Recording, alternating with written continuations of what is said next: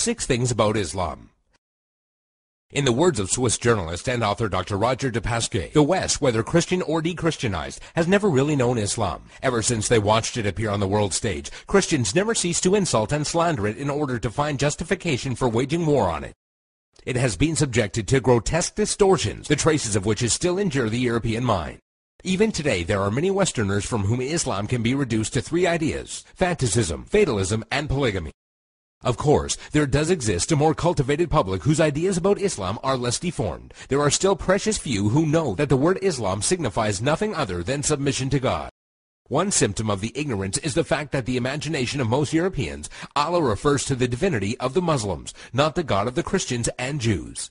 They are all surprised to hear, when one takes the trouble to explain things to them, that Allah means God, and that even Arab Christians know him by no other name. 6. Muslims and Jesus. Misconception. Muslims hate Jesus. There are many similarities between the historical reference of Christianity and Islam. Many people are amazed to find out that according to Muslim belief, Jesus is one of the greatest messengers of God.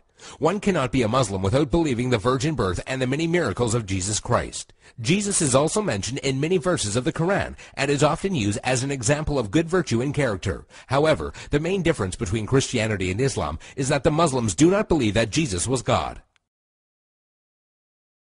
5. Islamic Jihad. Misconception. Jihad means to fight for the sake of God.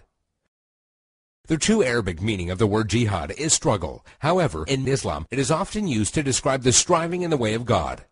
There are many forms of jihad, but most important ones are jihad al-nafs, jihad against oneself, jihad bil-lisan, jihad by being vocal, jihad bil-yad, jihad by using action, and jihad bis-sayf, jihad by using the sword. Each jihad is ranked differently, and it was reported that Muhammad returned from a battle and said, "We have returned from the lesser jihad, going into battle, to the greater jihad, the struggle of the soul." This means that a Muslim struggling against himself and his soul is more important than the jihad of going into war.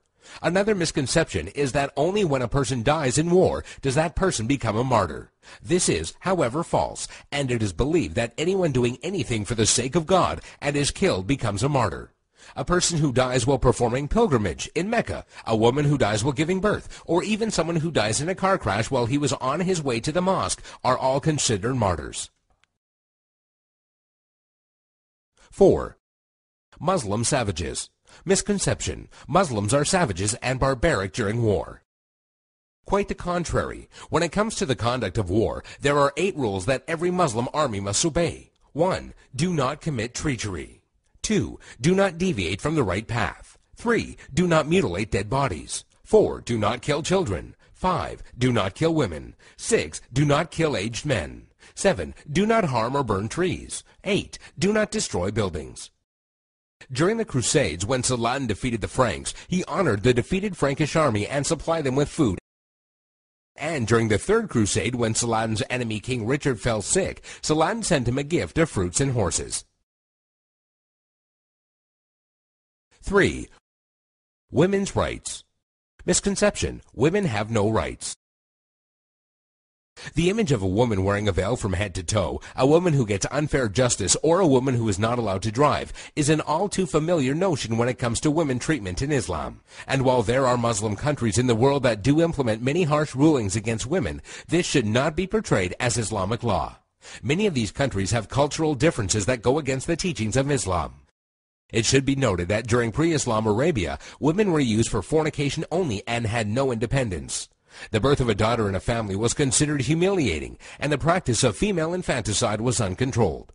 When Islam came back to being, verses in the Quran condemned the practice of female infanticide. Islam gave back many human rights to the women, and Muhammad was even reported saying that women are the twin halves of men. A Muslim woman is allowed to reject and accept any suitor for marriage, and has the right to seek divorce. There is nothing in Islam that forbids a Muslim woman from exiting her house and is allowed to drive. Also, in regards to education, a woman is obligated to seek knowledge, and it is considered a sin if she refuses. 2. By the sword. Misconception. Islam was spread by the sword. Historian Delasio Leary states, history makes it clear, however, that the legend of fanatical Muslims sweeping through the world and forcing Islam at the point of the sword upon conquered races is one of the most fantastically absurd myths that historians have ever repeated. There is no record in history that shows people forced by sword point to convert to Islam. When Islam spread through countries, they would set up private churches and synagogues for the non-Muslims they were governing, and because of the good treatment they had received, they themselves would convert. If one considers the small number of Muslims who initially spread Islam to the west, all the way from Spain and Morocco into the east from India and China, one would realize that such a small group of people could not force others to be members of a religion against their will. It is also interesting to note that when the Mongols invaded and conquered large portions of the Islamic Empire, instead of destroying the religion, they adopted it.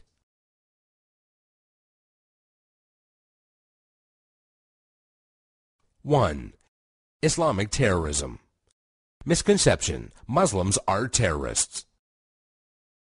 This is by far the biggest misconception of Islam, given unfairly by stereotyping and the public image that the media gives. Has anyone else noticed how when a specific group of people attack another group of people, it is labeled as a hate crime, but when a Muslim opens fire on anybody, it is quickly regarded as terrorism? Many political dictators and officials or extremist groups use the name of Islam as a strategy to garner followers and attention when many of their practices go against the true basis of Islam. The media has also portrayed Islam as a cult or a club where if you join you become a terrorist and that is now part of your agenda. However, all over the world people practice Islam in the true form and use it as a way of life. There are many verses in the Quran that go against the idea of terrorism.